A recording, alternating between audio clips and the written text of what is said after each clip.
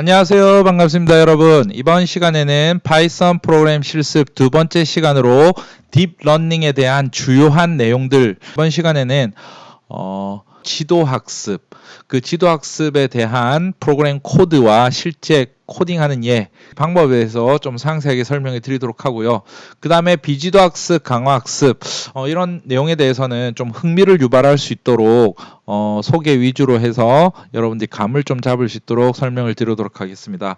지난 시간에 거 간단하게 복습해 보면요. 지도학습, 비지도학습, 강화학습이 있는데 지도학습은 실제로 지도를 하는 거죠. 답을 알려주고 훈련을 시킨다.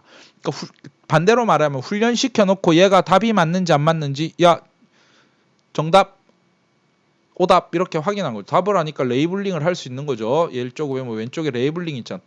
왜냐하면 여기선 개와 고양이 그림 위에 보면 도그 캣이라는 그러니까 훈련시킬 때 입력 데이터 집합에다가 이걸 다 레이블링 해놓고 얘가 훈련을 막 시켜서 훈련하고 나서 결과를 보겠죠. 야, 모델을 만들었는데 이 모델에 대해서 나온 함수가 오차가 있는지 없는지를 비교를 할 때 결과 확인할 때 야 도구 오케이 이 그림이 탁 나오면 도그라고 대답했는데 맞아. 근데 고양이 그림 나왔는데 도그 하면 이거 안 되는 거죠. 그래서 그거를 답을 알고 있으니까 대적하면서 훈련을 시키고 훈련을 시킨단 말은요.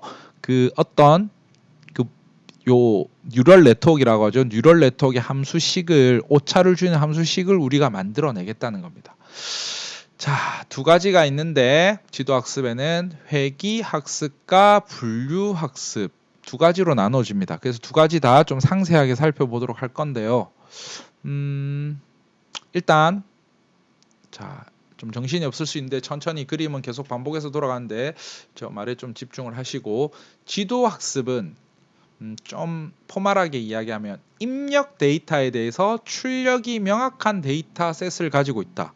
이게 뭔 말이냐면 개, 고양이만 해도 개 그림과 고양이 그림 밑에 우리가 답을 다 적어놨죠. 개 그림 밑에 도그, 고양이 그림 밑에 캣, 개 그림 밑에 도그, 고양이 밑에 캣, 고양이 밑에 캣 이렇게 다 적어놨으니까 정확한 입력 데이터셋을 갖고 있다는 거예요. 그럼 다른 예로 좀 쉬운 예를 들면 예를 들어서 뉴욕 맨하탄 집의 평수 대비 렌트 가격. 말이 어려우면 되니까 몇 평에 얼마냐 빌리려고 하니까 그러면 우리는 실제 데이터가 있다는 거죠. 예를 들어서 한 평에 20만 원, 두 평에 35만 원, 10평에 120만 원 뭐 이런 게 있다면 우리는 그게 정확한 값을 알고 있잖아. 그렇죠? 그러니까 실제 데이터에서.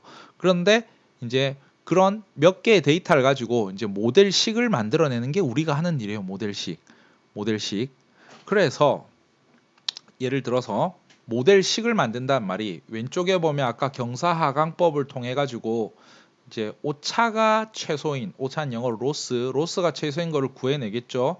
그러면 오른쪽 그림에 보시면 이렇게 파란 걸로 점점점 돼 있는 거 있죠. 점점점. 이거는 뭐냐면 맨하탄 집의 실제 데이터들, 그 부동산 이런 데 가면 그 임대업 하시는 그 자료가 다 있다는 거. 몇 평에 얼마, 몇 평에 얼마. 그냥 단순히 평수와 가격으로만 따져가지고 뭐 위치라든지 옵션 이런 거 다 빼고 단순히 특징들이 평수와 가격만 해가지고 점을 찍어 보니까 요 X축은 평수, 뭐 Y축은 가격 이렇게 해서 점으로 다다다다 찍어보니까 전체 데이터가 이렇게 나올 거 아니야. 그쵸? 그러면 여기에서 우리가 원하는 거는 그림이 왜 이렇게 혼란스럽게 움직입니까? 이야기하지만 오차가 최소가 된다는 말이 뭔 말이냐면 오차가 최소가 되는 지금 빨간 선 있죠. 대각선 마지막으로 요거를 구해내겠다는 거죠.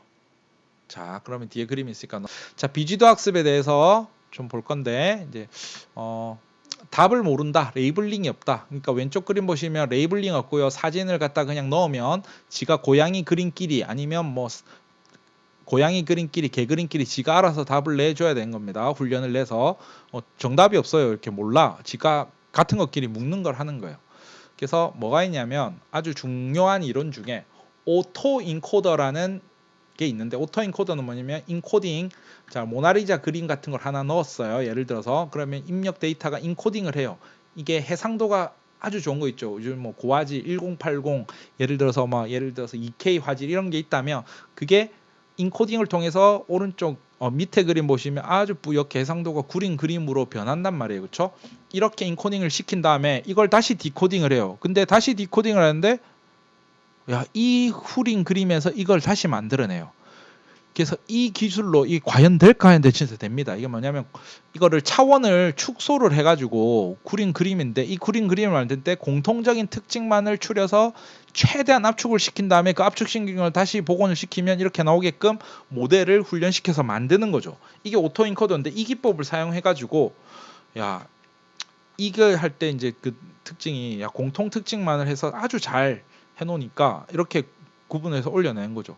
그래서 자, 코드는 너무 많이 어려운데 이제 중간에 간단하게 핵심적인 것만 좀 살펴보도록 하겠습니다. 핵심적인 건 뭐냐면 여기 인코더라고 돼 있는데 여기 보시면 토치.nn 리니어 토치.nn 렐루 리니어 렐루 리니어 렐루 리니어 이게 뭐냐면 레이어 하나 레이어 둘 레이어 셋 레이어 넷 레이어 다섯 레이어라는 게 포워드로 통과하잖아. 한 레이어, 두 레이어, 세 레이어, 그러니까 레이어라는 게 통과할 때마다 데이터가 점점 오차를 줄여주는 방식으로 이게 계산을 하면서 더 명확하게 된다는 거죠.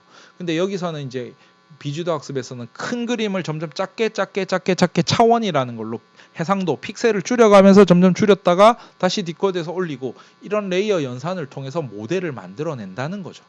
그래서 여기는 리니어 렐루 리니어 뭐 시그모이드도 한데 그래서 이런 걸 써서 처리를 한 거고요. 자, 그럼 코드를 한번 살펴보도록 할 건데 코드는 너무 어려우니까 어려운 개념들은 생략을 하고요. 이제 복습을 해보면 여기 디코더라는 거 보이시죠? 디코더. 디코더는 아까 인코더라는 게 해상도가 높은 모나리자 그림이 점점 차원을 줄여가지고 해상도가 제일 낮아지는 구린 화질의 화면이 나오죠. 그걸 갖다가 레이턴트 스페이스라고 부릅니다. 그러면 거기에서 다시 복원을 해내야 되잖아요. 그렇죠? 복원을 해내는 작업이 디코더죠. 그렇게 훈련을 시키는 모델을 만드는 거죠. 그러면 입력 데이터셋으로 훈련을 시키는데 입력 데이터셋이라는 것은 화질이 좋은 예를 들어서 숫자들이 적힌 손글씨가 적힌 데이터라든지 아니면 모나리자 그림 같은 거를 훈련을 시켜서 차원을 축소해서 구리게 만듭니다. 그러면 이제 다음에 이제 이 결과를 보면서 이야기를 좀 드리고 싶은데 이 결과는 자 지금 어떻게 돼 있냐면 요 숫자의 분포들이 정규 분포에 가깝게 이렇게 흩어져 있는 것을 볼 수가 있죠. 골고루. 그래서 오른쪽 옆에 색깔 레이블을 보시면 여기서부터 0, 1, 2, 3, 4, 5, 6, 7, 8, 9의 색깔이 이렇게 정해지는 것을 볼 수가 있죠. 밑에 파란색, 주황색, 초록색. 그래서 요게 레이턴트 스페이스라는 게 오토 인코드를 통해서 훈련이 끝날 샘플들 있죠. 그거에 대해서 여기 보시면 숫자별로 이렇게 분포가 되어 있는 걸 확인할 수가 있고요. 그러면 여기에 여기 훈련이 끝난 요 레이턴트 스페이스상 이제 뭘 해야 되면 디코더에다가 디코더 복원을 해보는 거죠. 그럼 복원을 하는데 레이턴트 스페이스상에 여기 검은 점이 있죠. 검은 점. 그래서 천천히 보시면 요 검은 점이 여기 이제 연두색 같은 요게 여기 연두색 같은 게 8이죠. 8. 그리고 여기 갈색 여기 있는 게 오른쪽에 보시면 5죠. 5. 그리고 주황색이 1입니다. 그러면 여기에 임의의 점들을 그냥 하나 찍어서 예를 들어서 찍어서 디코드에 넣어 보면 어떻게 나오냐면 위에 보시면 숫자가 보시면 연두색 8에서 이제 그 옆으로 좌표가 좀 움직일수록 888 이렇게 나오죠.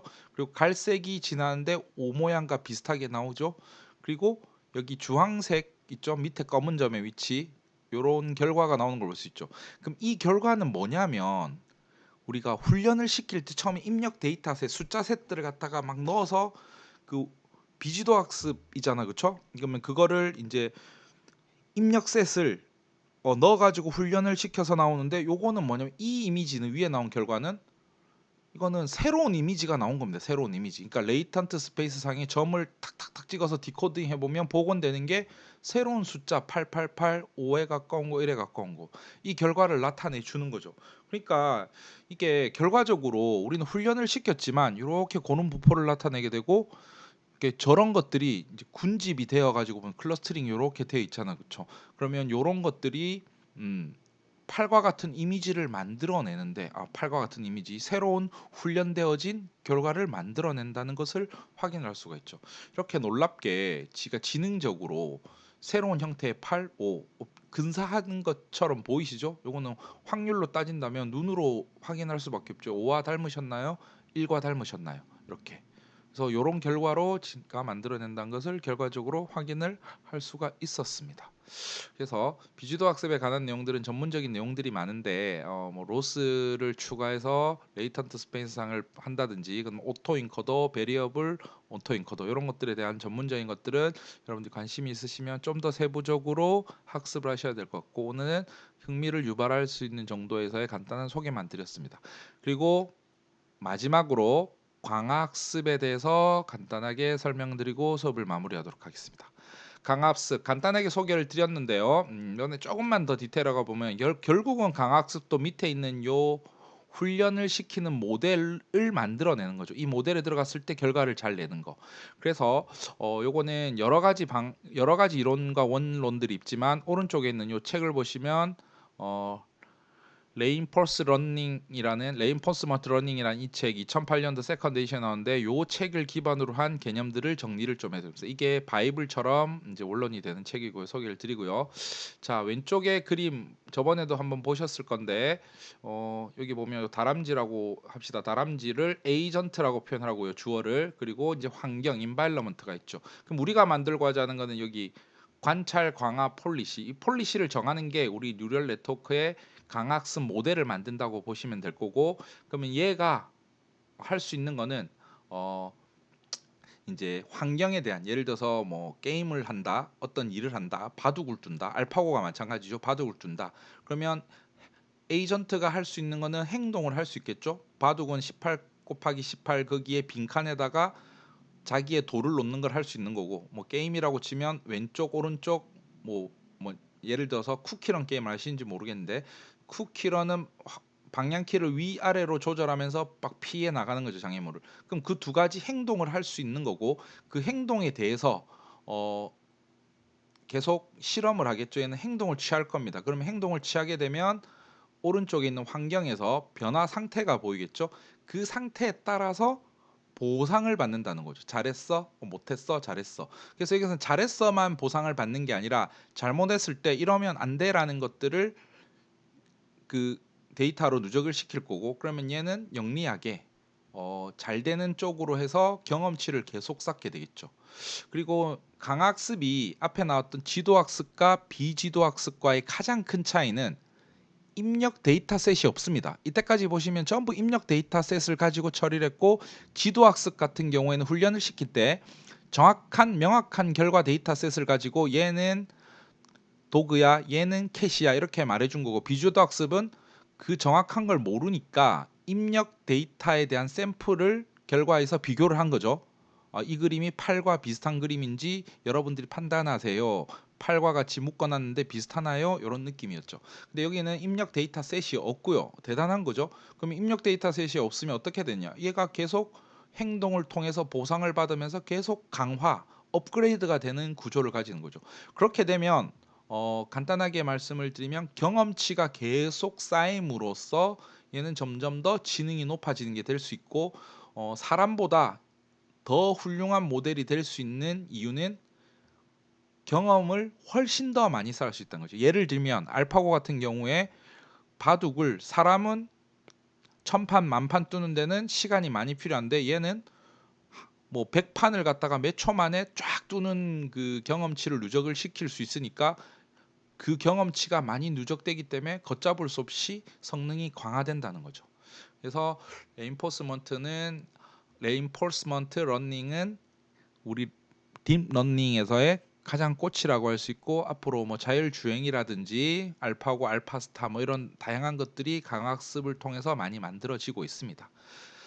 그래서 오늘은 여기까지 해서 전체적인 강의를 마무리하도록 하고요. 요약을 하면은 다음에는 지도학습, 비지도학습, 강학습 세 가지 딥러닝에서의 큰 카테고리에 대해서 설명을 드렸고 그리고 비지도 학습과 강학습에서는 좀 개념적인 내용을 바탕으로 해서 간단한 예로 흥미를 유발하실 정도에서 개념을 소개시켜 드렸습니다.